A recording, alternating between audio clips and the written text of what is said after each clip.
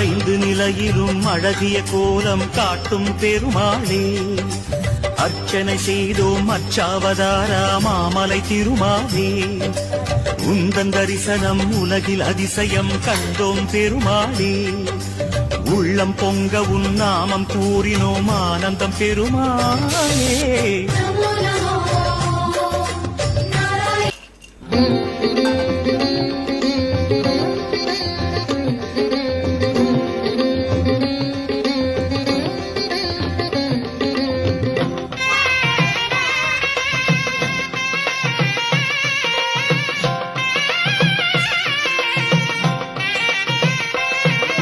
Srinivasa Govinda, Shri Venkatesha Govinda, Bhaktavatsala Govinda, Bhagavata Priya Govinda.